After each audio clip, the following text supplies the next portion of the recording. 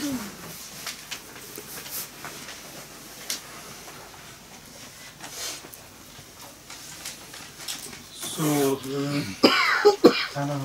no? Amen.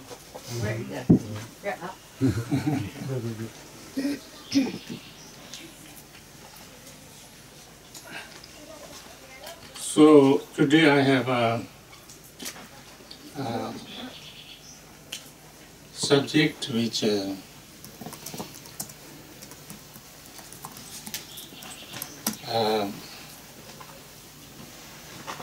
is totally new to me.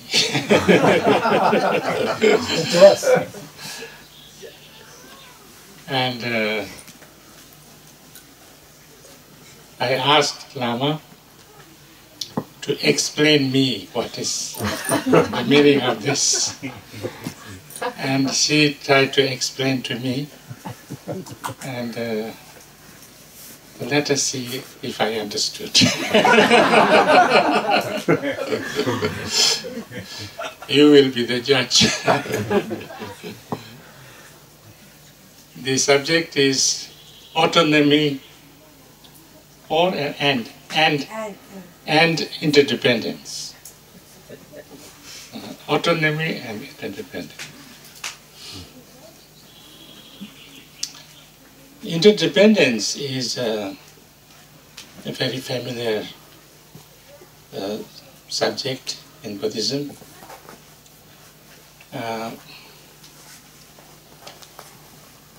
We discuss this a lot, and this is one of the most important kind of subject in Buddhism. And because we try to understand that everything that really that we think exists exists in an interdependent way.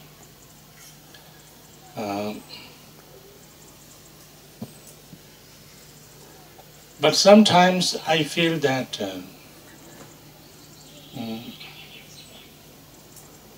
sometimes I have a feeling that some people, when you say things are interdependent,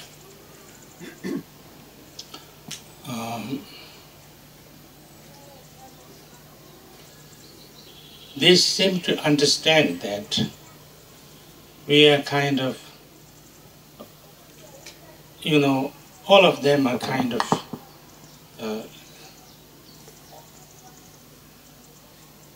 interconnected and kind of tied to each other, or like dependent on each other. I'm not sure whether that is the real meaning of interdependent.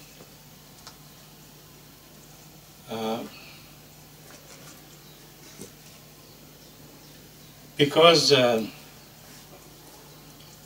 when we talk about interdependence, which in Sanskrit means pratitya samupada, samutpada, pratitya samutpada.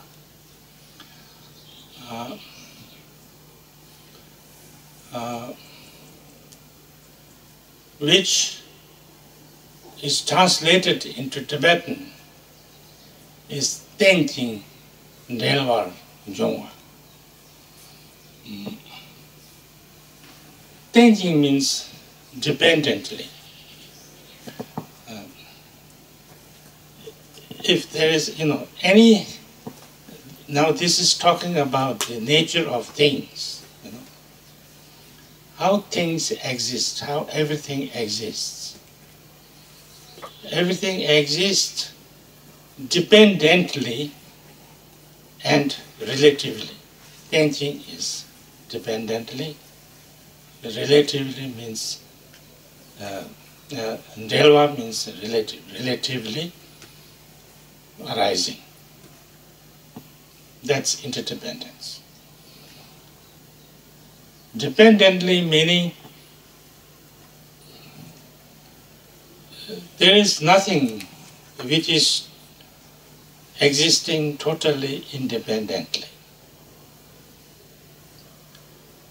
It's not too much talking about interdependent like this and this existing, and this kind of, not that kind of interdependent. But anything is, the existence of that is dependent on so many causes and conditions, so many parts and so many, elements, so many causes, so many conditions. So therefore, it's not one, it's many. It's mainly interdependence is like that.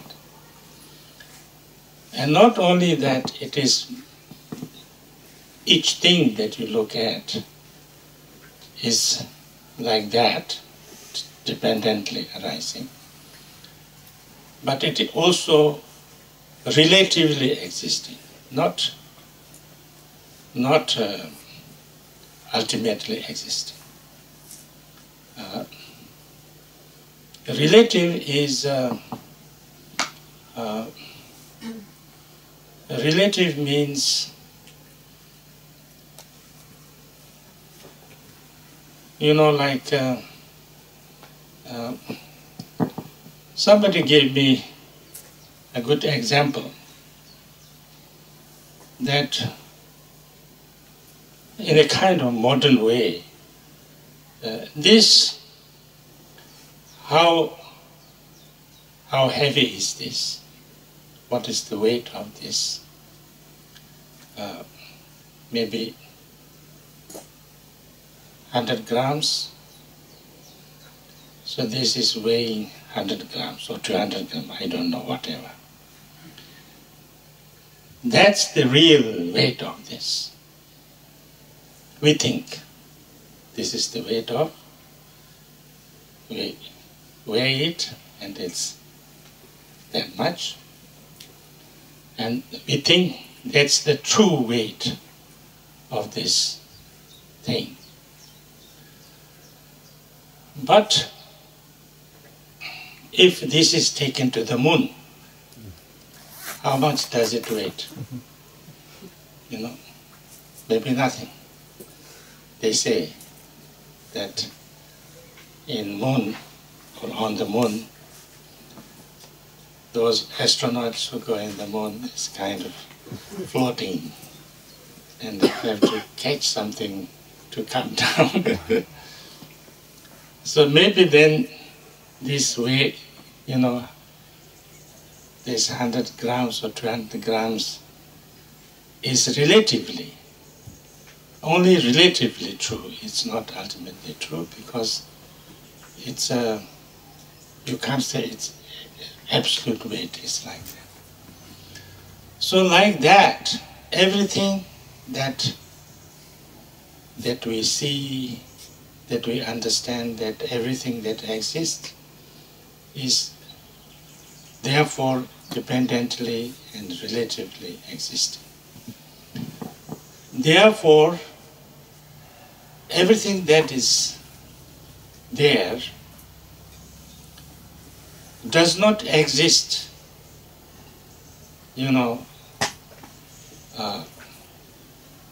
independently, does not exist as one,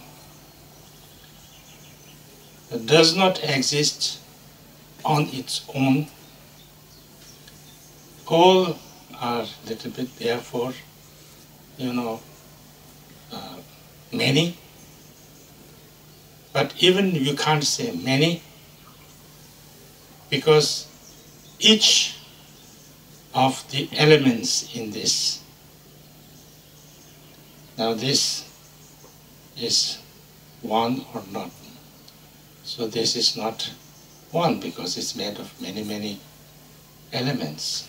And each of these elements is also not one, but dependent, relative, so therefore it's not one. So each of that is also like that. So therefore, if you look deeply, it's not existing on its own. Therefore, its nature is emptiness. So from Buddhist point of view, when we say the nature of these things, all the phenomena is interdependent, that same thing, same meaning, is the same meaning when we say everything, all these phenomena are emptiness. Because there is nothing that totally exists on its own. That's what we understand by interdependence.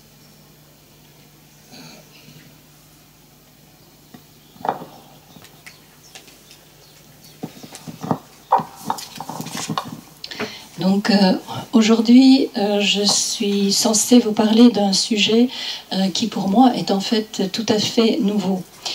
J'ai demandé à Lama de m'expliquer le sens du thème de l'enseignement d'aujourd'hui et voyons si j'ai bien compris ce qu'il m'a expliqué. Vous serez les juges de ma compréhension. Le sujet de l'enseignement d'aujourd'hui, c'est autonomie et interdépendance. L'interdépendance, c'est un sujet qui est très familier, qui est très fréquent dans le bouddhisme. C'est un sujet dont on discute énormément. Et en fait, c'est l'un des plus importants sujets dans le bouddhisme. Nous essayons d'expliquer par là que tout ce que nous pensons exister existe en fait de manière interdépendante. Mais parfois j'ai l'impression que les gens ne comprennent pas tout à fait ce que l'on veut dire par interdépendance. J'ai l'impression qu'ils comprennent que c'est comme si nous étions tous interconnectés, reliés les uns aux autres, dépendants les uns des autres. Et je ne suis pas sûre que ce soit le sens exact du terme. Parce que quand on dit interdépendance, en fait, cela traduit un terme sanskrit qui est pratitya samutpada, qui a été traduit en tibétain par Tenjin Drelwar. Et Tenjin signifie dépendamment. On parle ici de la nature des choses, de la manière dont toutes choses existent réellement. Et elles existent de manière dépendante et relative. Donc dépendante, c'est la traduction de Tenjin, et relativement, c'est Drelwa.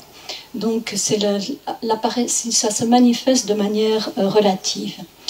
Et rien n'existe de manière totalement indépendante. Mais quand on dit cela, ce n'est pas comme s'il y avait seulement une chose, qu'une chose est dépendante d'une autre seulement. En fait, quand on dit que en fait, l'interdépendance, cela signifie qu'il y a énormément d'éléments, beaucoup de causes, beaucoup de conditions. Ce n'est pas une seule chose qui dépend d'une autre. En fait, il y a énormément de causes et de conditions qui sont impliquées là-dedans. Et donc, toute chose qu'on perçoit existe de manière relative. Elle n'existe que de manière relative et non pas de manière ultime. Relative, cela signifie que quelqu'un a donné à Rinpoche un bon exemple de ce que cela veut dire. Rinpoche prend son verre d'eau et demande « Bon, mais combien est-ce que cela pèse? Quel serait le poids de ce verre? 100 grammes 50 grammes, peu importe, mais on va avoir l'impression, on va se dire, voilà, ça c'est le véritable poids de cet objet. C'est ce que nous pensons. Mais en fait, si on prenait ce verre sur la Lune, par exemple, est-ce qu'il pèserait encore 100 ou 50 grammes? Peut-être qu'il ne pèserait plus rien du tout. Donc, cette idée de poids est quelque chose de tout à fait relatif, ce n'est pas ultime. Et tout ce que nous voyons, tout ce que nous pensons exister est ainsi existe de cette manière dépendante et relative. Cela veut dire que tout ce que nous percevons n'existe pas de manière indépendante, n'est pas une seule chose et n'existe pas en soi, n'est pas autosuffisant. Tout est constitué de différents éléments et on ne peut même pas dire que beaucoup d'éléments, parce que chacun de ces éléments est lui-même beaucoup de choses, interdépendants, n'existant pas en soi. Donc plus on regarde en profondeur la manière dont les choses existent, plus on voit cette nature interdépendante des choses. Et cela revient aussi à dire que la nature des choses est vacuité. Dans le bouddhisme, lorsque l'on dit que la nature de tous les phénomènes est l'interdépendance, c'est exactement la même chose que de dire que la nature de tous les phénomènes est la vacuité.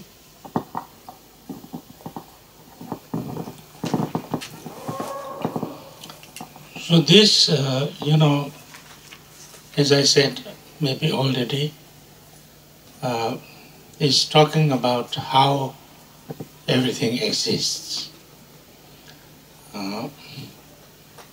So the understanding is that if we understand this, how things are interdependently, dependently and relatively existing, then we have some idea that things are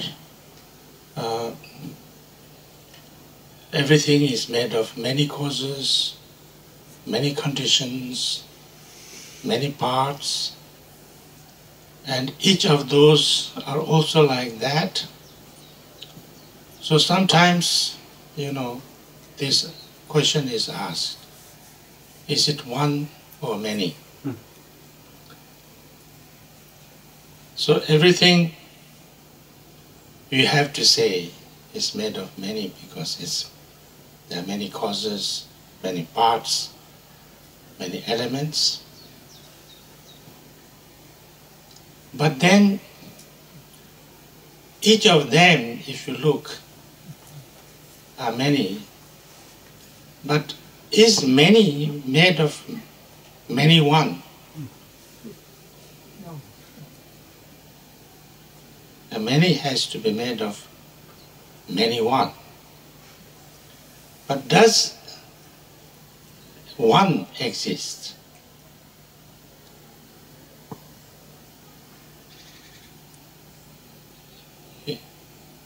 If you kind of look at all the elements in which makes up this thing, is there any one, totally one, existing which is not made of different causes and conditions and relatively? So if there is no one thing there which is not made of many causes and conditions and elements, then where is one? So when there is no one, how come there is many? Many has to be made of many, many one. So therefore, if you look deeply and understand that this is not neither made of one nor of many, then how does this exist?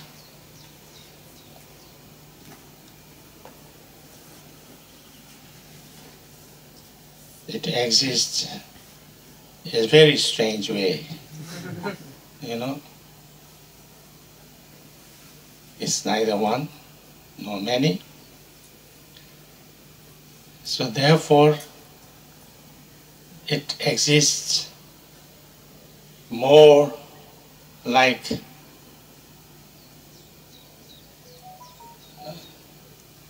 an illusion, like a dream,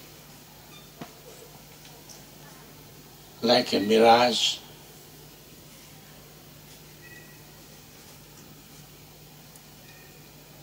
Because dream, and when you look at the dream, when you have the dream, it's very clear. We can see lots of people, we can see all different things, we can see houses, cars, and things like that. And there's lots of activities going on, there's me, there's others, all kind of things going on. But when we wake up,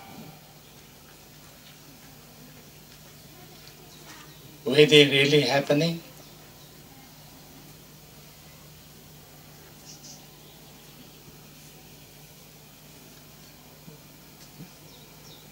Strange, no? So the things that are now there, happening in us, with us, around us, is also in many ways like that dream. It's there, but when it's not totally one, not totally many, it's totally dependently arising and relatively arising. It has that kind of quality. Another example is illusion, because illusion, also sometimes we see illusion. It's very clear. We see it very clearly, but when you deeply look, there is nothing there. It's just an illusion. Another example is mirage. I have seen mirage. I don't know how many of you have seen mirage. I was shocked. It was in Spain. One summer I was driving in Spain on a kind of a road which was not shiny, which was not made of this, asphalt, shiny road. It was just a dirt road. I was driving there. And I heard about mirage. In Buddhism, we discuss a lot about mirage, but nobody sees mirage in Tibet. And then I saw in front of my car water. There is water everywhere. And I know it's not there. And I said, oh, this is mirage, I thought. That didn't surprise me. That didn't shock me.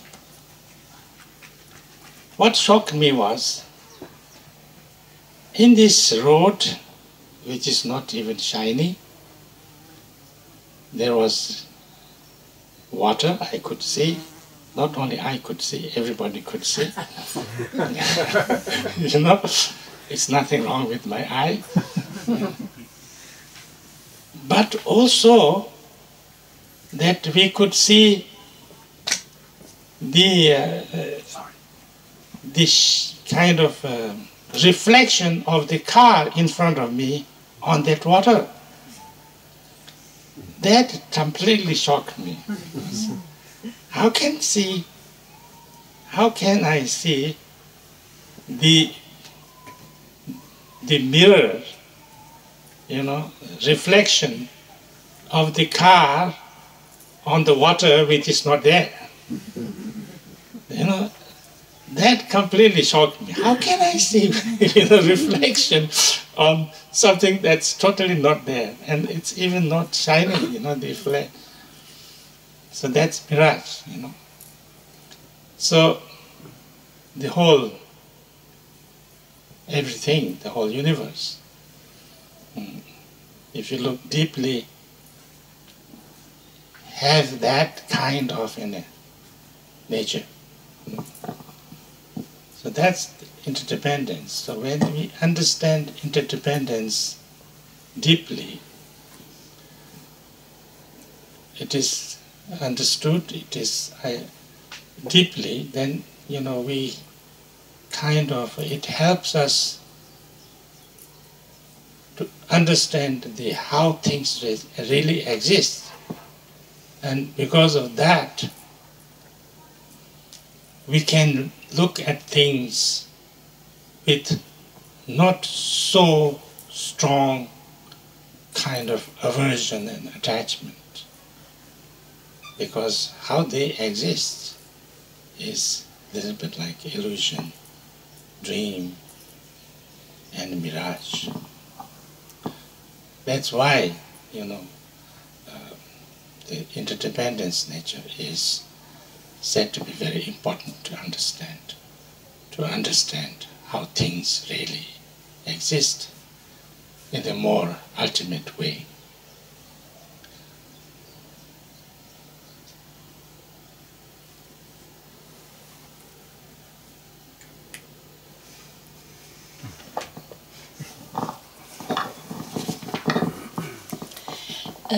Comme je l'ai déjà dit, lorsque on parle ici de la manière dont les choses, dont tout existe, et si on comprend comment les choses existent de manière interdépendante et relative, on obtiendra une certaine idée de ce que les choses sont faites de nombreuses causes et conditions, de nombreuses parties, de nombreux éléments.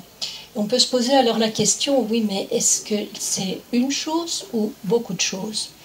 Mais chaque chose est constituée de nombreux éléments, de nombreuses causes et conditions. Mais chacun de ces éléments, chacune de ces causes ou de ces conditions est à son tour composée de différentes parties, de différentes causes et conditions et de nombreux éléments.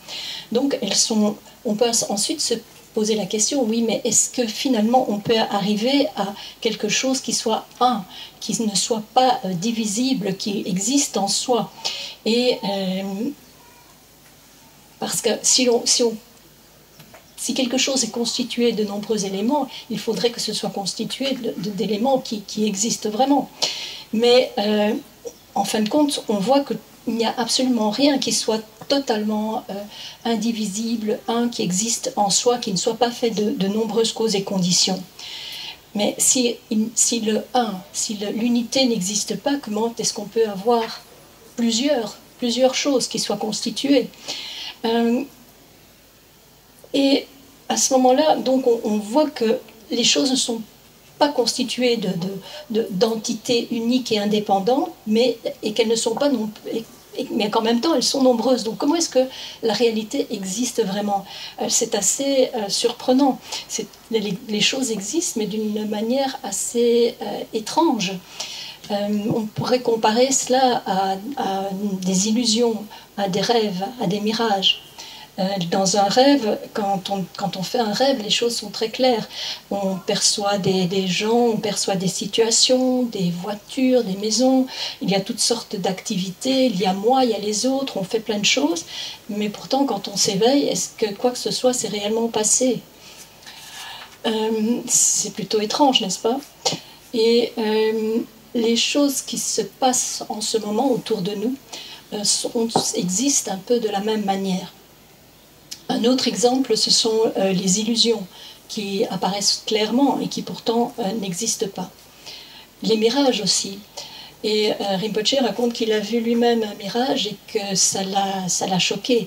C'était en Espagne un été.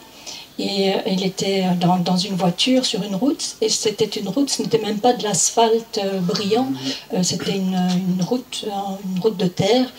Et dans le bouddhisme tibétain, cette image du mirage est utilisée régulièrement, mais les Tibétains en général, ils n'ont jamais vu de mirage réellement. Et donc quand c'est arrivé à Rinpoche, ça l'a beaucoup surpris. Et donc il a vu devant lui, devant la voiture, il y avait une étendue d'eau. Mais ça, en soi, ça n'a pas tellement choqué. Ce qui l'a choqué, c'est que dans cette étendue d'eau, il voyait le reflet de la voiture. dans laquelle il se trouvait. Comment peut-il y avoir le reflet de la voiture dans une eau qui n'existe pas? Donc, ça c'est en fait l'univers tout entier.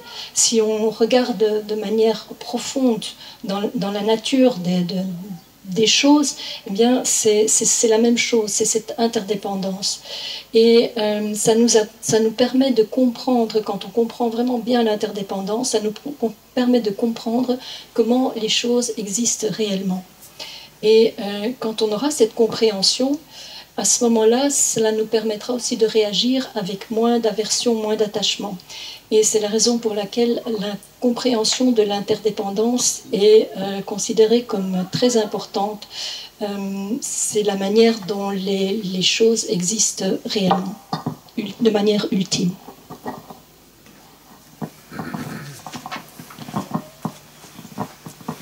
Then, in a more kind of relative sense, if you look at that flower, and that flower grows because a seed is sown. The seed of flower is sown, and then when the seed of the flower is sown, and then there is, kind of a good manure, good ground, and nice moisture or rain, or somebody putting water, there is sun, and all these many causes and conditions come together, then flower grows. And if all the conditions are not there, then flower doesn't grow. Now, everything is like that. From Buddhist point of view, even karma is about the interdependence, cause and conditions. The way I am now,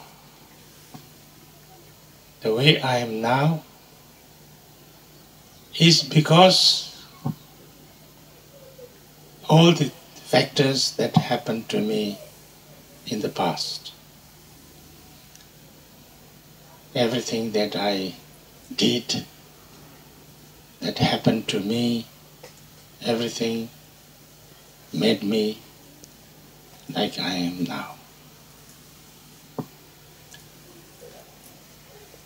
Not only something good I did or something bad I did, but everything that I did and I happened to me made me how I am now. If I didn't live for 71 years, my hair would not be that white. If I didn't eat as much nice food and chocolate and all kind of things that I did, I wouldn't be this fat. Yeah. If I didn't have the lunch that we had, I wouldn't be this happy. I would be hungry and angry. I would be looking at him with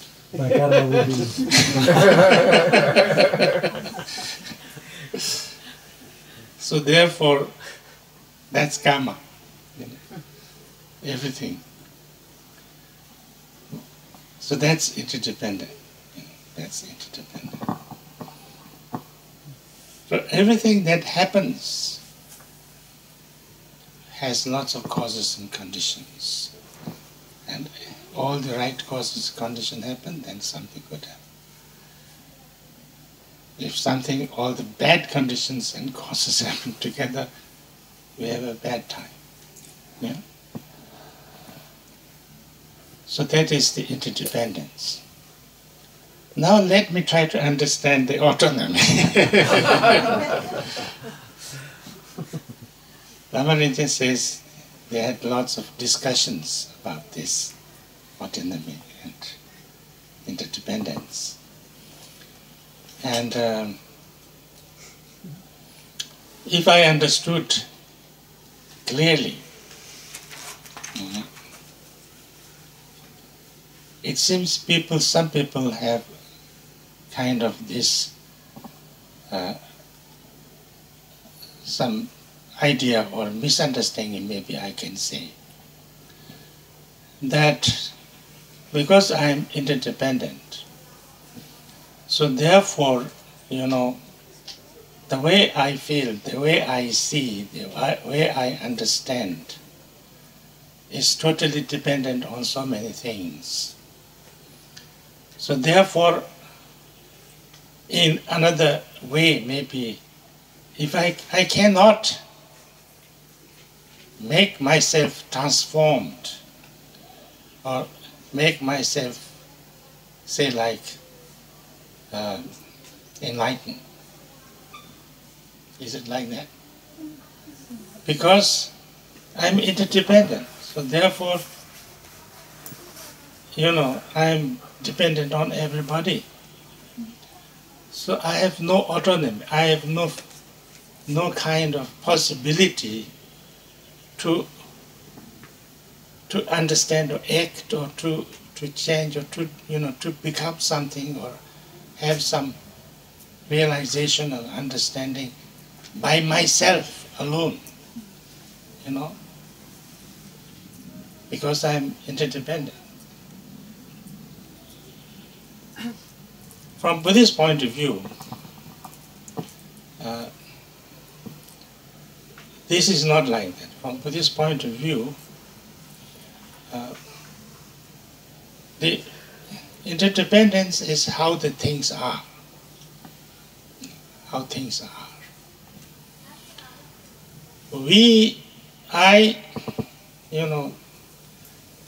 As a person, as a being, can have full understanding of the nature of things as interdependence. See clearly that everything is interdependent and everything is like, shunyata, emptiness. Or I can have no idea about that. And I can have totally, I'm independent. I can have this, what can you say? I can have a perception where I think I exist independently, everything exists independently, everything is truly there. So I have to have aversion, I have to have attachment, therefore I can have very strong, kind of all negative emotions and things like that happen because I can see very dualistically, very things like that. But at the same time, I can also have this another vision, another understanding that I can see things interdependent. I can see things, not truly existing. I can see things as, shunyata, and then I do not need to react like the samsaric way and can be totally, free from aversion, attachment. That is up to my up to my perception. I can have that wisdom, or I can have delusion. Whether I can see things clearly and understand things clearly is not dependent on whether things are interdependent or not. Whether I can see things clearly and, completely or not depends on my own, how aware I am, how much my wisdom is awakened, and how much I can, see things, have a clear insight or not. So therefore, I can be totally ignorant, I can be little less ignorant, I can be much more, clear, and I can be completely enlightened. That's up to me, my way of saying. So probably that's called autonomy, is it? Yes, there's a choice. Uh-huh. There's a sense of choice. Yeah, this is, but how I see things or how I understand things doesn't change how things exist. How things exist is how things exist. They exist interdependently. They exist. But whether I understand that or not, it depends on how much clear my mind is, how much I see things and things like that. So therefore, because most of the people don't understand this interdependence, so I have to be totally ignorant too, and can have to be ignorant throughout my life and throughout, that's not the idea. So maybe that's where the discussion comes from, or the misunderstanding comes from. From Buddhist point of view,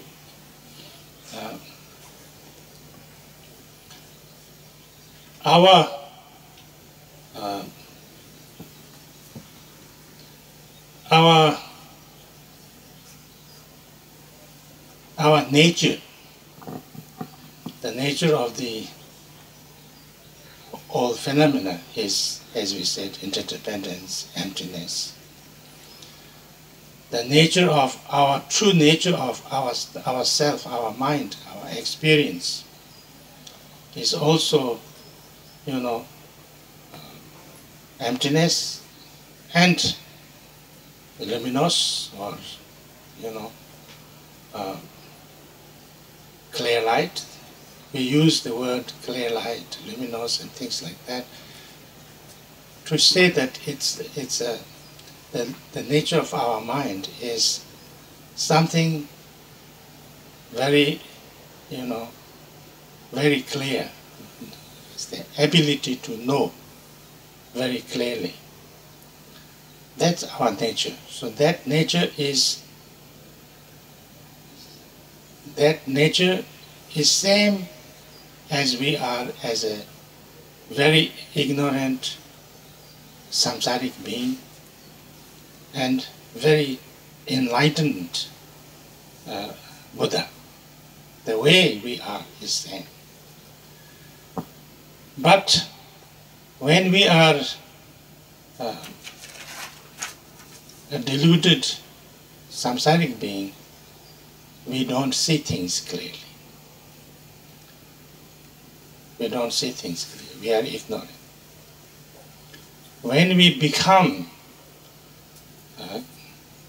a very highly realized, enlightened being, we see things clearly. We learn. In one word, we can learn. Yeah, there's a possibility for us to learn. So therefore, you know, that misunderstanding can be cleared. Now people can sometimes ask this question: since when, you know, we are deluded? Again, that question is irrelevant. Because when we don't know something, when we don't know something, we can't say, we can't give a time. Because when we don't know, we don't know. You know, some people like Jan has come here first time, and Paula also. So they don't know anything about Beaumont. So I cannot ask them, since when you don't know about Beaumont? You know, because they never knew about it. If they already knew, then they are not new here. You know? So those who kind of didn't know before, you can't say since when. It's not that they came here and they forgot about it and then they come. It's not like that. So therefore, the ignorance has no beginning. But learning has beginning. Ignorance has an end. Ignorance has an end because something that you don't know can become known. So therefore, we are ignorant. We can become, we can learn how things are. We can become enlightened. And then we know. Yeah? So therefore, this is, I think, a little bit like that from Buddhist point of view. I don't know whether you can call it autonomy or these words, I don't know, but that's the idea, that's the understanding. Is it like that? Yes, it's also that there is also the sense that you need to, you're not depending on You come here. No.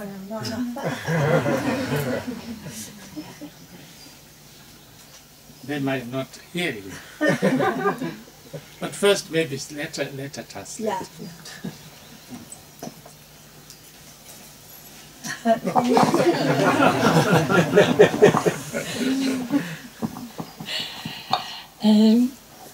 D'une manière plus relative, si l'on regarde par exemple une fleur, elle pousse. Il y a d'abord une graine qu'on plante. Et si elle est plantée dans un sol fertile, qu'on lui donne de l'engrais, qu'on l'arrose ou qu'il y a de la pluie ou suffisamment d'humidité, elle va pousser grâce à toute la conjonction de toutes ces causes et conditions. Si toutes ces causes et conditions ne sont pas présentes, la fleur ne pourra pas pousser. Et tout est comme ça. Même le karma est aussi une question d'interdépendance, de causes et de conditions. La manière dont je suis, ce que je suis maintenant, provient de tous les facteurs qui sont intervenus dans mon passé. Tout ce que j'ai fait, tout ce qui m'est arrivé font de moi ce que je suis maintenant. Si je n'avais pas vécu les 71 dernières années, je ne serais pas ici et je n'aurais pas des cheveux blancs. Si je n'aimais pas à ce point manger des bonnes choses et si on ne me donnait pas d'aussi bonne nourriture, je ne serais pas aussi gros aujourd'hui. Si je n'avais pas mangé le très bon lunch de ce midi, je ne serais pas aussi content en ce moment. Je serais affamé et mécontent. Ça, c'est le karma. Et il en va de même pour toute chose. Tout est interdépendant. Tout se produit, tout arrive par la combinaison de nombreuses causes et conditions. Et quand de bonnes causes et conditions se rencontrent, les circonstances sont positives. Quand ce sont de mauvaises causes et conditions qui se produisent, les circonstances sont négatives. Donc cela, c'était à propos de l'interdépendance. Maintenant, on en arrive à l'autonomie. Et on va voir maintenant si j'ai compris ce dont il s'agissait. J'ai compris qu'il y avait pas mal de discussions à ce sujet. Et si j'ai bien compris, il semblerait que certaines personnes ont cette idée, et cette idée qui est une idée, qui sont des idées erronées, que la manière dont on voit les choses, dont on comprend les choses, dont on sent les choses, dépend de tellement d'éléments, de causes et de conditions différentes qu'il est impossible pour nous de nous transformer et de développer la compréhension qui va nous conduire à l'éveil, que ce n'est tout simplement pas possible. Mais d'un point de vue bouddhiste, ce n'est pas le cas. L'interdépendance, c'est la manière dont les choses existent, dont elles sont. Et une personne peut avoir une pleine compréhension de la nature des choses, comme étant interdépendante, comme étant shunyata, vacuité, ou certaines personnes ne peuvent avoir aucune idée de ce dont il s'agit, et penser qu'elles existent de manière indépendante, que tout ce qu'elles perçoivent existe réellement, vraiment, et développer à ce moment-là, par rapport à toutes les circonstances et toutes les choses, un fort attachement et de fortes aversions, beaucoup d'émotions négatives. Ça, c'est une manière très réaliste, mais dans le sens voire matérialiste de voir les choses. Mais en même temps, on peut avoir une autre vision, voir que les choses n'existent pas réellement, qu'elles sont vacuités, qu'elles existent de manière interdépendante. Et cela nous permettra de diminuer nos réactions samsariques, de nous libérer de l'attachement, de l'aversion et des émotions négatives. Donc tout dépend de notre propre perception. Pour développer, est-ce qu'on va développer la sagesse ou la confusion? Cela dépend de notre perception. Est-ce qu'on peut voir clairement les choses ou pas? Ne dépend pas de la façon dont les choses existent réellement, mais ça dépend de notre propre conscience de ce que sont les choses, de notre degré de sagesse, de notre degré d'éveil, du fait que nous ayons ou non une compréhension claire de la nature des choses. On peut être complètement ignorant, on peut être un peu moins ignorant, on peut être davantage clair ou complètement éveillé, tout cela dépend de nous-mêmes, cela dépend de notre propre façon de penser. Donc c'est une question de choix personnel. La façon dont on voit les choses ne change pas la manière dont les choses existent. Est-ce qu'on le comprend ou non? Cela dépend de nous, de la clarté de notre propre compréhension.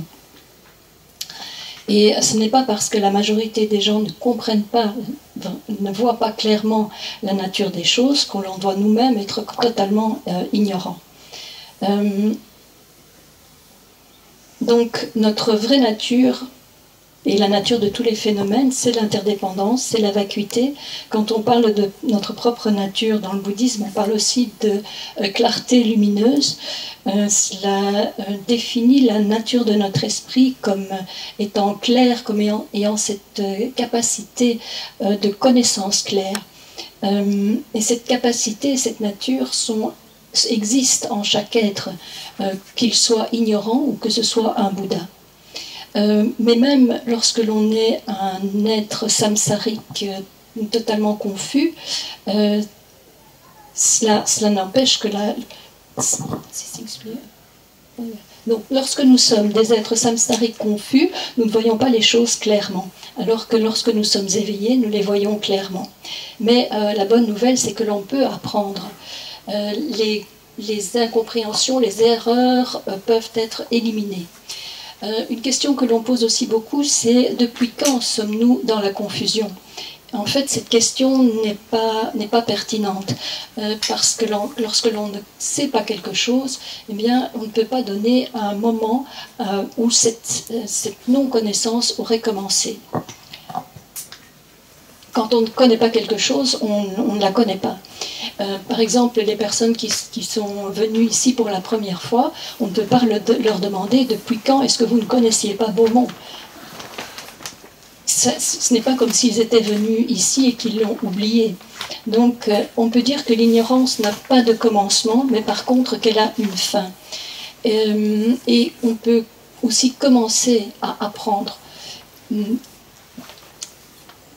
Quelque chose que nous ignorons peut finalement être connu et on peut apprendre, on peut devenir éveillé, on peut développer notre capacité de compréhension. Et je ne sais pas si c'est cela qu'on peut parler, qu'on peut définir comme étant l'autonomie.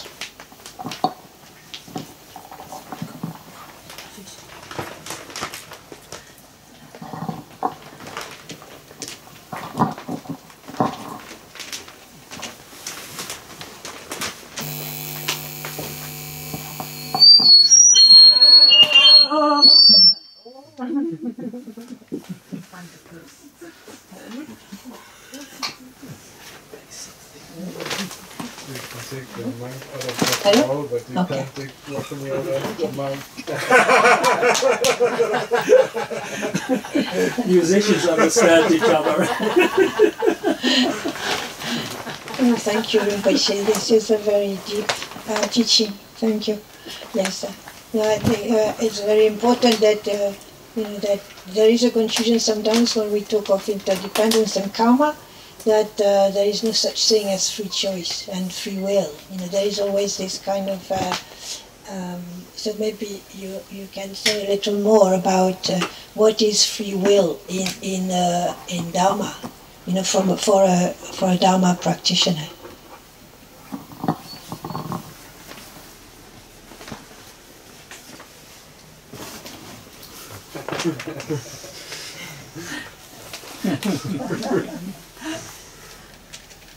I think I had to turn it on. Oh, wait.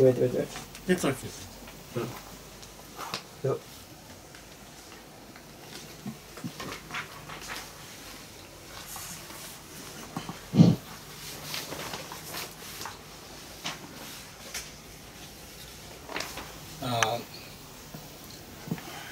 the concept of karma itself is free will.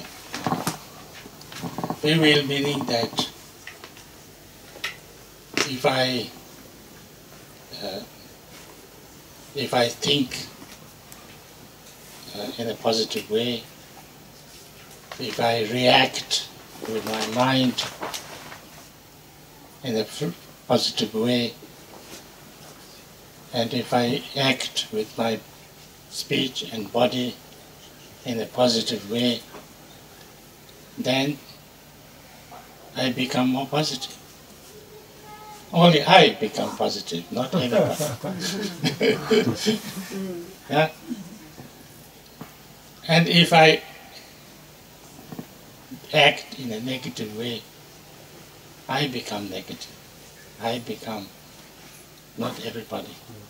Yeah? That's why Buddha said,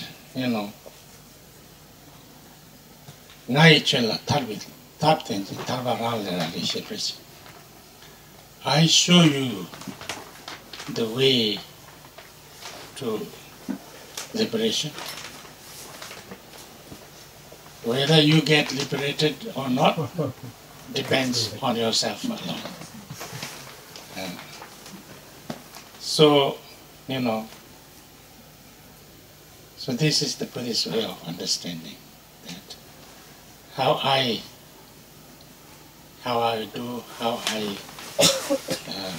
progress, how I, you know, transform or not transform, depends up to me and my way of doing. That does not mean that nobody can help you. People can assist you. People can help you. People can support you. People can guide you. People can, you know,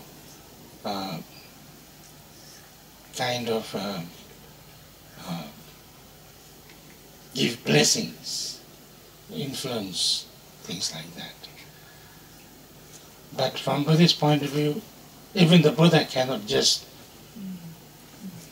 put you somewhere, you know. He said that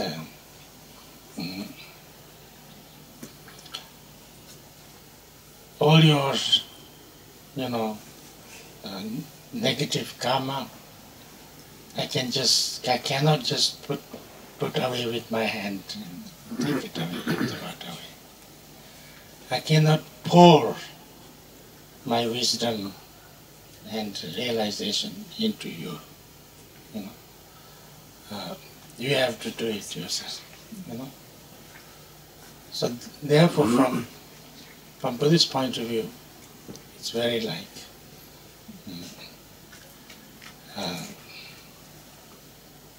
autonomy.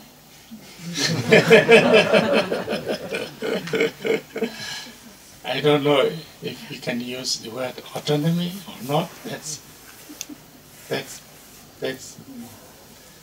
you know, the English word autonomy has different meanings, you know. Sometimes autonomy is like independent kind of, you know. An autonomous state means this state has all the power to rule itself and things like that. That's not that kind of autonomy. But, you know, each person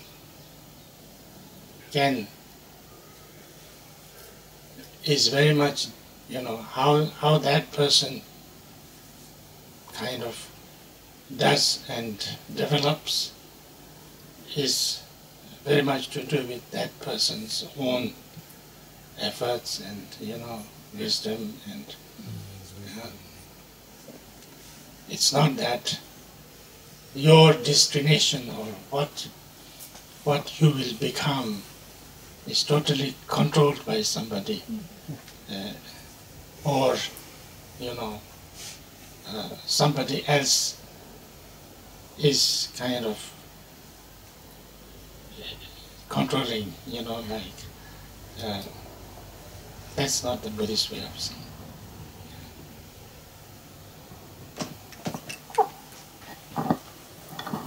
Donc la Marine Chen disait que il y a souvent une confusion à propos du karma qui entraîne des questions au sujet de la liberté de choix, de la liberté de volonté, le libre choix.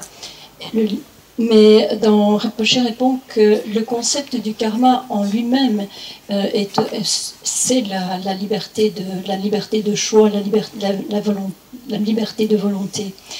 Si je pense, si je réagis, si j'agis avec mon esprit, ma parole, mon corps de manière positive, eh bien, je deviendrai quelqu'un de plus positif. Seulement moi. Si je pense, je réagis ou j'agis d'une manière négative, je deviendrai quelqu'un de plus négatif.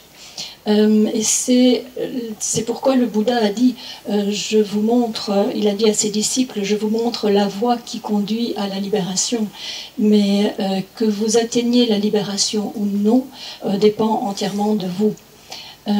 C'est ce que je fais, c'est la manière dont je me transforme moi-même. C'est de cela que tout dépend. Ça ne veut pas dire qu'on ne puisse pas être aidé par son entourage. D'autres personnes peuvent nous aider, nous guider, nous apporter de l'aide, nous influencer, nous donner des bénédictions. Mais même le Bouddha ne peut pas placer comme ça, prendre quelqu'un et le placer dans un certain état. Le Bouddha ne peut pas enlever tout notre karma négatif avec ses mains. Il ne peut pas non plus verser sa sagesse en nous. D'un point de vue bouddhiste, donc, c'est quelque chose qu'on pourrait qualifier de très autonome. Mais bon, le mot autonomie en anglais a différentes significations, dont par exemple l'indépendance. On parle d'un État autonome qui a tout pouvoir de se gouverner de la manière dont il le souhaite. Ce n'est pas ce type d'autonomie. Il s'agit ici de la manière dont chaque personne peut se développer par ses propres efforts, par ce qu'il fait, ce qu'il ou elle fait lui ou elle-même. Donc il ne s'agit pas dans le bouddhisme d'un contrôle, que la manière, la destination à laquelle nous arrivons soit contrôlée entièrement par quelqu'un d'autre. Ça n'existe pas dans le bouddhisme. So, any questions?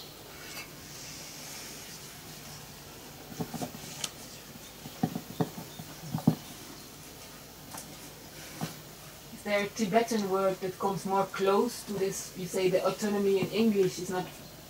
Is there a Tibetan word more close? I don't know which Tibetan word to use.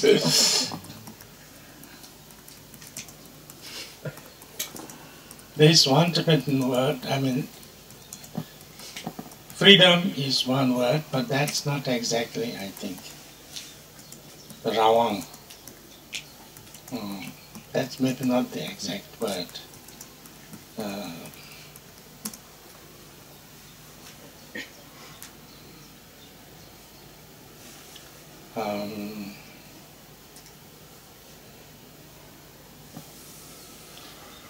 One word, you know,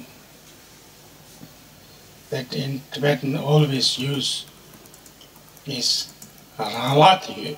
Rawat. It's in my own hands. You know, they say that at this moment, you know, whether you want to kind of work in the right way and try to transform yourself and become fully enlightened and end the suffering, you know, the ocean of sufferings of samsara, or you want to remain in the samsara and continue to suffer all these problems and pain for, you know, a long time, is in your own hands. It's often said like that. And so because we are like that, so it's up to us to decide which way to go. That's often said. We call it Rawati. It's in your own hands. That may be a little bit closer to.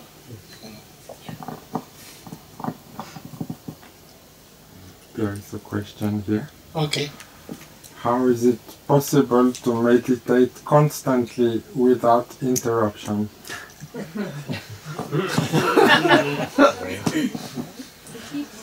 Can you repeat? How to meditate constantly without interruption. When your mind becomes completely one-pointed. If one's mind can become totally one-pointed and, you know, cannot be wavered or distracted, then you can do that, you know. Then you are automatically doing that in a way. But I think for us, it's not, you know,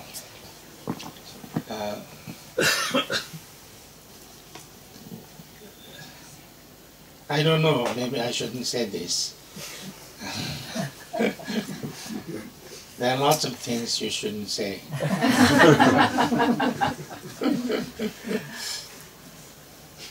You know, sometimes if you say you have to meditate, you know, continuously without this, then you try to do that, and then after some time you go a little bit crazy. You know, that can happen now. So I always say, do less. Not to be so serious. Relax a little bit, you know. Don't do too long sessions, but short sessions and many times, because sometimes that gives better result. Of course, if you can do, if your mind is really, you know, it is possible, they say, I don't know, because I haven't done that your mind can become so calm and so, you know, one-pointed that you don't need to be, you don't need to be distracted, or nothing can distract you. So if that happens to you, then you are, you know, constantly, you can say constantly meditating, but not meditating in a kind of, you know, effort way. You don't have to meditate. Don't come near me. Yeah. Don't make noise, kind of, not like that. But, you know, that person would be always aware and always mindful. And so therefore, nothing can distract. That is kind of continuously practicing. Yeah.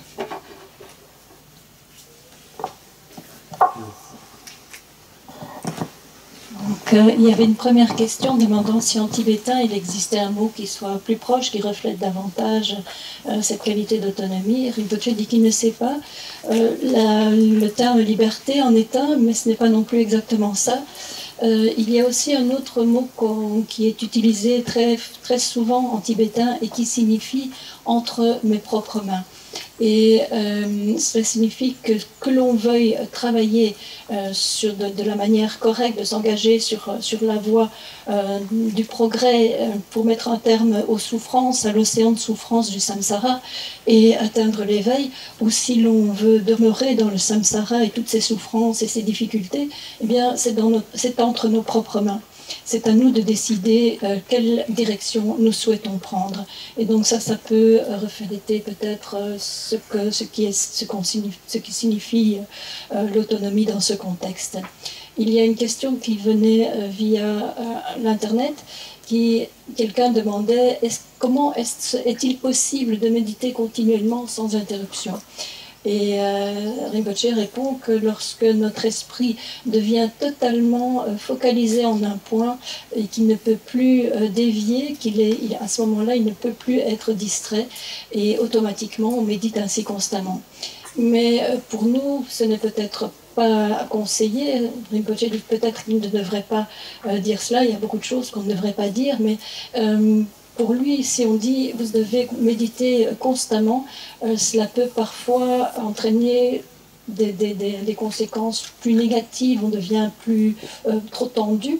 Rinpoche en général conseille d'en faire moins, de faire les choses avec moins de sérieux, d'un sérieux rigide, de se détendre, de faire peut-être plus de sessions, mais plus courtes. et que souvent cela donne de meilleurs résultats. Bien sûr, si vous pouvez le faire, si c'est possible pour vous, si votre esprit est très calme et peut rester tout à fait sans distraction en un point, c'est très bien. Et à ce moment-là, on peut parler d'une méditation constante, mais c'est une méditation qui est sans effort. Ce n'est pas comme si on se disait, ah, je dois méditer, éviter les bruits par-ci par-là. Non, à ce moment-là, tout est intégré à la méditation. On est simplement conscient, de manière conscient, attentif, vigilant, de manière continue, sans effort.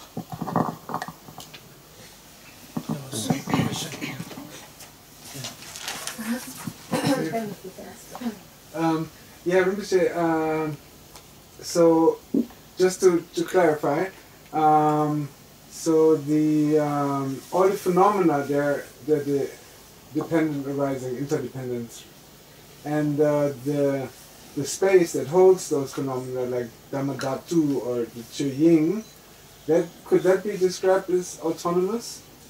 And then because then there is still this slight like duality, and how to overcome that. But then also I'm thinking my autonomy was like it's in my hands. Even that sometimes seems like it's still like dependent on many causes and conditions. If I didn't have a lunch, like it's still like this will to just do the practice. It's still kind of like dependent on many causes and conditions. So maybe the most autonomous is like Dhammadhatu. Is it autonomous? Is it like that's not dependent on causes and conditions? And yeah, how to overcome that slight duality between the two? You know, the Dhammadhatu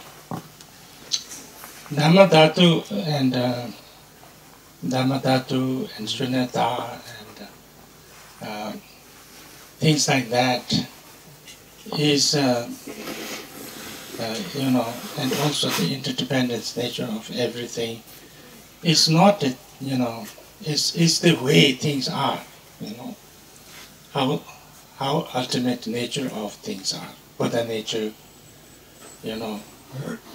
Buddha nature, Dhammakaya, all these kind of things are the way how things are.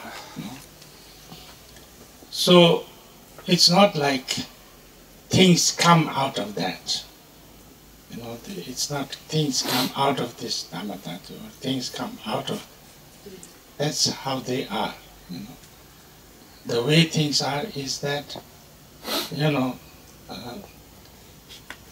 everything is, you can't really say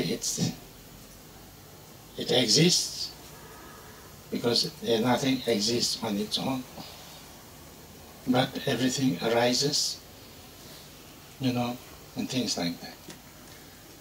Now, when you talk about how you perceive, whether you are enlightened or not, or how quickly you enlightened or not, where you have in your hands, it's not talking about how things exist, but how much you recognize it. How much it's about perception. This is about perception, yeah. So therefore, how much you transform, how much you purify, how much you, that is kind of in our hands, yeah. Yes, there can be also positive conditions for that. There can be obstacles for that. But basically it's, it is up to us. If we have, negative karma and negative, many negative kind of obstacles or obscurations, then we can have lots of, kind of not very good conditions.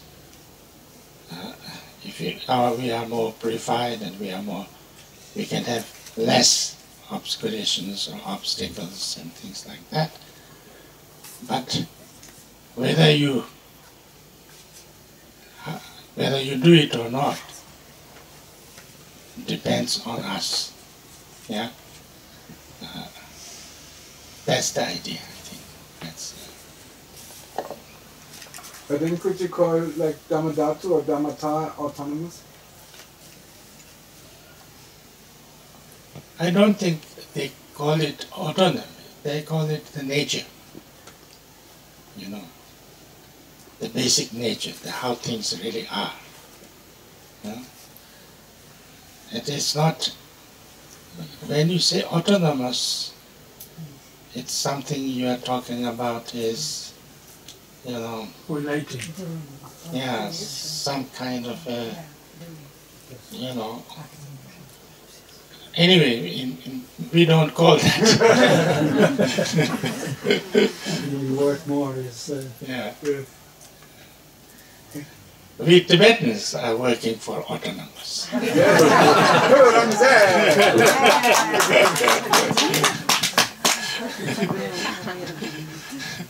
From Chinese rule.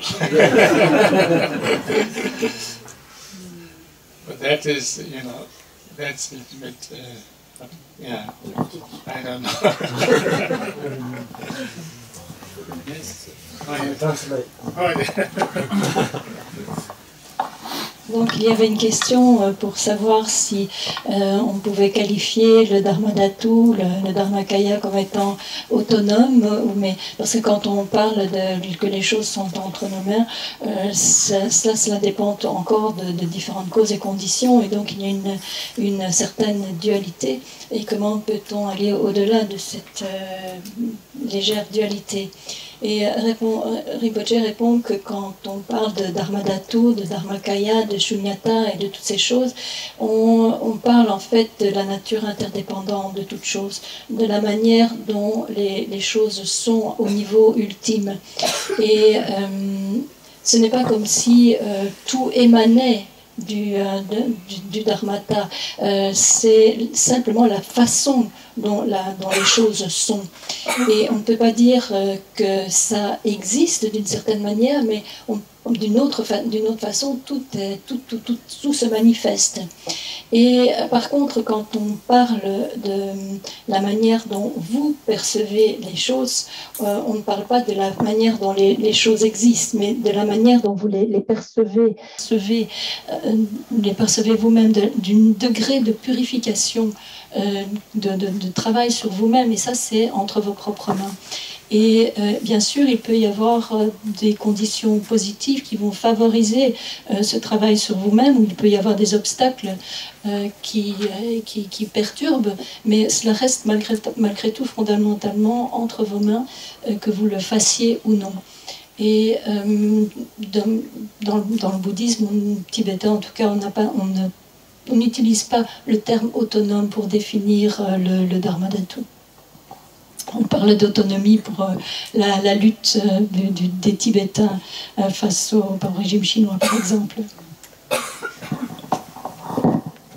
Thank you, Rinpoche. I would like to question, when I hear autonomy, I'm thinking as a teacher. I was a teacher for young children. I'm thinking about how which quality to develop when we are working, for example, for children. Because we talk about autonomy, and like in our society, a child will be autonomous when he has the majority, when he's like 16 or 18 years old. So it's a big work for people who are not enlightened, and who to work with children and guide them. So which kind of quality do you think we have to keep in mind most of the time to just develop this understanding and interdependence, and is it the main guidance would be love and compassion? Or what do you think would be this, even for lamas who are trying to guide ignorant people and explain things, is like which quality or way to learn to understand a little bit more nature of things? You know,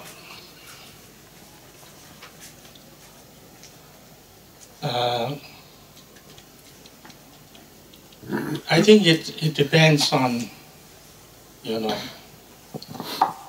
also a little bit what kind of people you want to produce, no? But, you know, we have a saying in Tibet, means, you know, when a person grows up,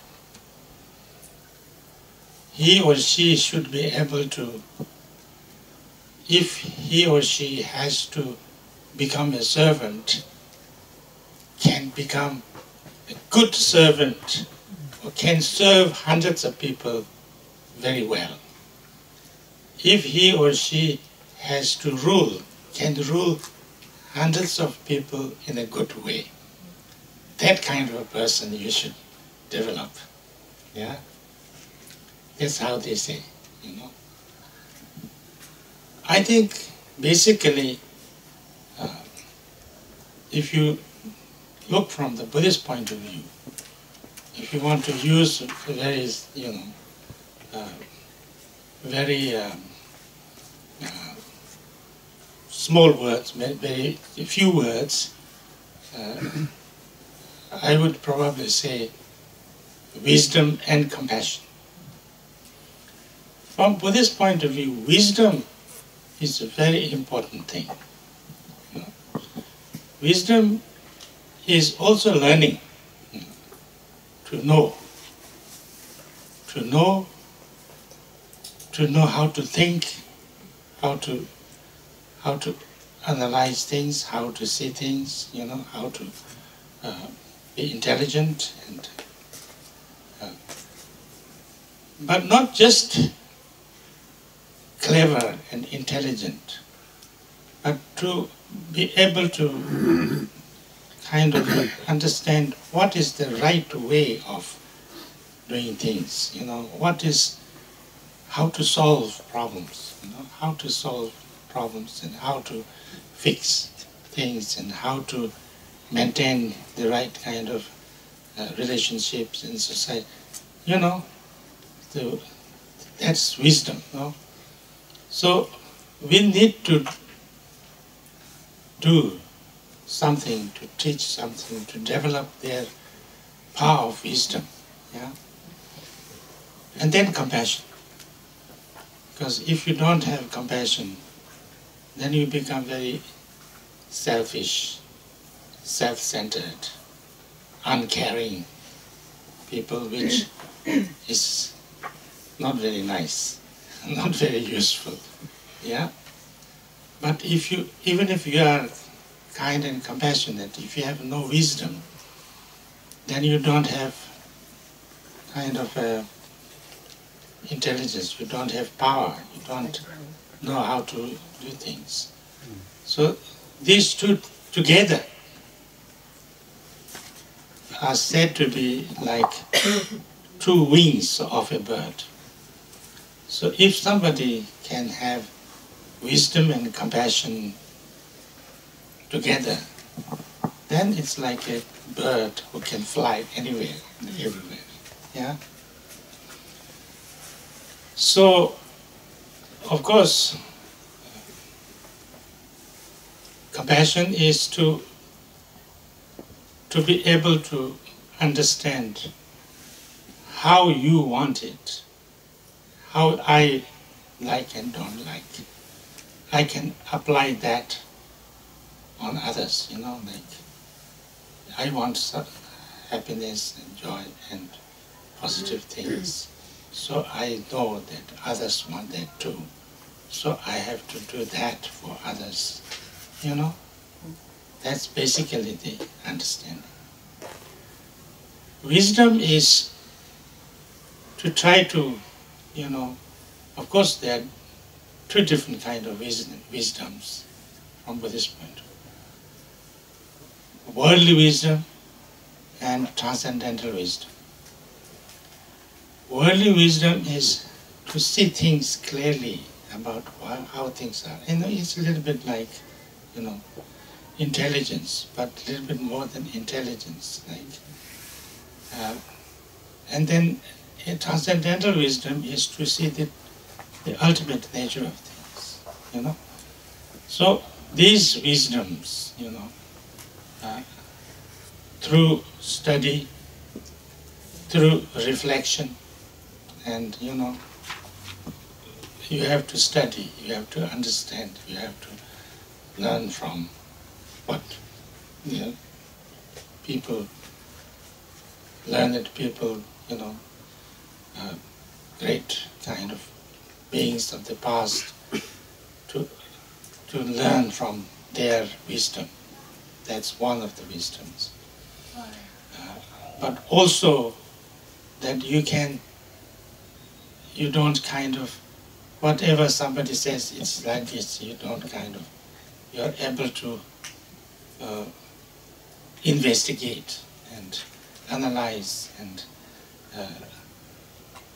have a power to independently think yourself and see whether there's truth or not, or right or wrong, or you know, that power. Easy to say. Donc il y avait une question au sujet de la manière d'enseigner à de jeunes enfants quelles sont les qualités essentielles à tenter de développer chez eux, quelles sont les qualités que nous devrions garder à l'esprit en enseignant, des jeunes qui deviendront autonomes eux-mêmes à 16-18 ans. Et Rinpoche ça dépend bien sûr de quel type de personne on veut en quelque sorte produire. Il y a un dicton en tibétain qui dit que on devrait faire en sorte qu'une personne, qu'un jeune puisse grandir s'il doit être un domestique, qu'il puisse être un domestique parfait pour une centaine de personnes, et que cette même personne, si elle doit devenir un dirigeant, puisse gouverner une centaine de personnes. Mais d'un point de vue bouddhiste, si l'on veut garder l'essentiel en peu de mots, on peut dire qu'il s'agit de la sagesse et de la compassion. La sagesse est très importante. Il s'agit d'apprendre, de savoir comment analyser, comment voir les choses. C'est être intelligent, mais c'est un peu plus que l'intelligence, parce que c'est une intelligence qu'on peut utiliser de la bonne façon pour résoudre des problèmes, pour arranger les choses, pour maintenir de bonnes relations. Donc, c'est donc très important d'enseigner à développer la sagesse. Et puis, bien sûr, il faut la compassion, parce que quelqu'un qui n'a pas de compassion sera quelqu'un de très égoïste, de très centré sur lui-même, de pas très agréable. Mais la compassion et la bonté sans sagesse ne sont pas conseillées non plus, parce que quelqu'un de bon et compassionné sans sagesse ne saura pas comment utiliser sa compassion de la bonne façon. Donc les deux doivent être développés ensemble, et on les compare dans le bouddhisme aux deux ailes d'un oiseau. Quand on a la compassion et la sagesse, on est comme un oiseau qui peut voler où il veut.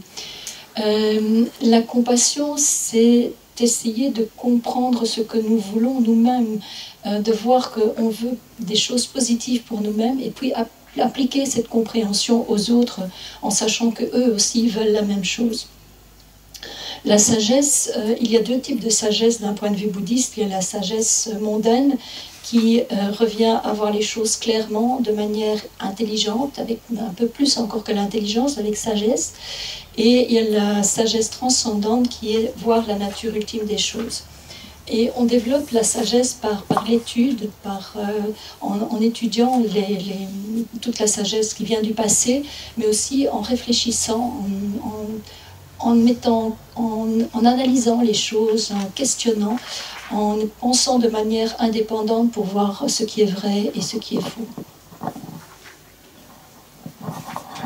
I'm just reminded now by this school example that maybe one translation of the word autonomie from French culture means sometimes empowerment of self-empowerment in English, like the women empowerment or children empowerment. So, yeah. It's true. Mm-hmm. It's true. Yeah. Good.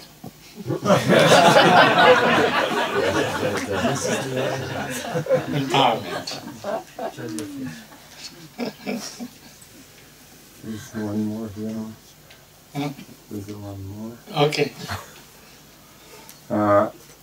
In rainbow painting, Tulku Ojen Rinpoche says, when a yogi reaches the stage of perfection known as exhaustion of all phenomena, all ordinary appearances vanish.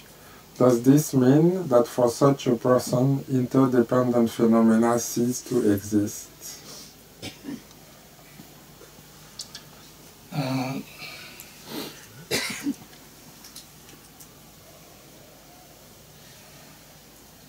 This is called Chunyi Sesarchol.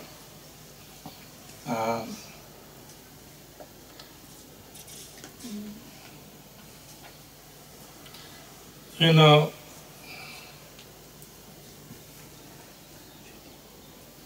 there has been some people like that, you know, Chunyi Sesarchol. And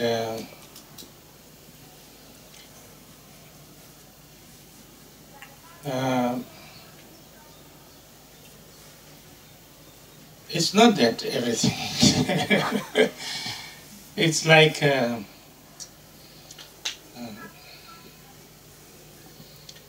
was one lama, one great lama, and then you go nearby and say, in a very hot day, you say, "Is it very cold today? Isn't it?" He said, "Yes, it's very cold. You know, please bring some more,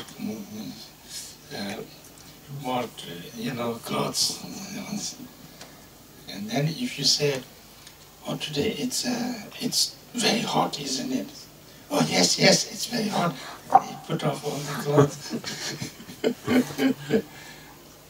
This Lama was, you know, sometimes he slept outside on the what do you call it, veranda, and then people forget to bring him in. In Tibet, with like, you know, like 50 degrees below zero. Next morning he will be sitting there very happily, not even more clothes, very happily. But if you said, "Are you cold?" He said, "Oh yes, it was very hot."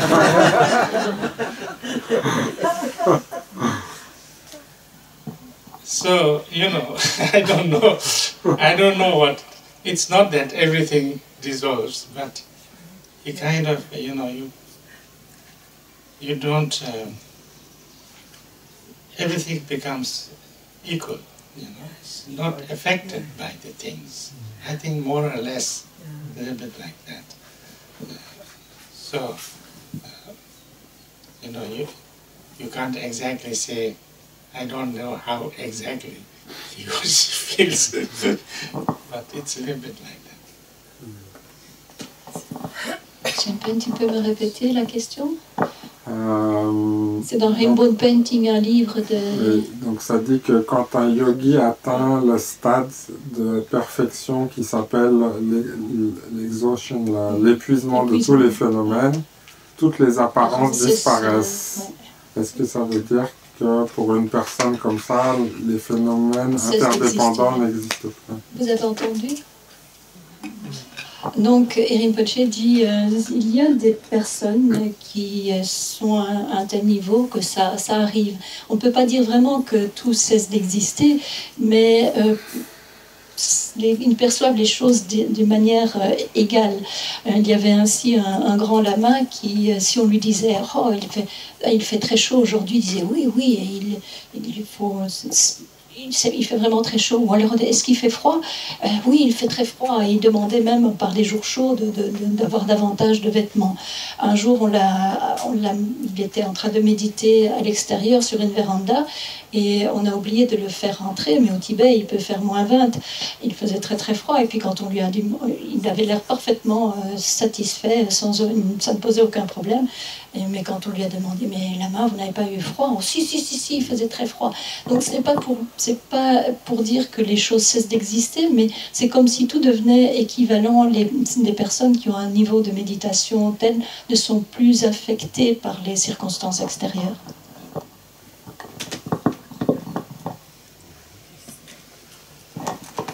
One of the Dzogchen Rinpoches, was like that. And then once one thief came and he stole very precious, like jewels on the Gurupad. They had a very big statue of, I think, Guru Rinpoche, and they had put very precious stones on that. He went up and he stole that. And later on they found the thief. And then the Lama was saying, don't punish him too hard. Because, when he was about to fall down, he was always calling by me.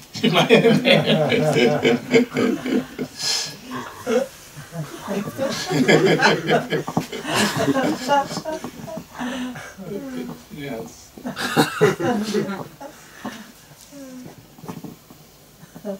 I think that's enough, yeah. Donc Dzogchen Rinpoche était comme ça. Et un jour, un voleur est entré dans un temple. Il y avait une grande statue de Guru Rinpoche qui était ornée de bijoux précieux. Et ce voleur a grimpé sur la statue et a volé les bijoux. Plus tard, on l'a attrapé. Et ce Rinpoche disait ne le punissez pas trop parce que quand il était un moment, il était en train de voler les bijoux, il est presque tombé et il récitait mon nom pour être protégé.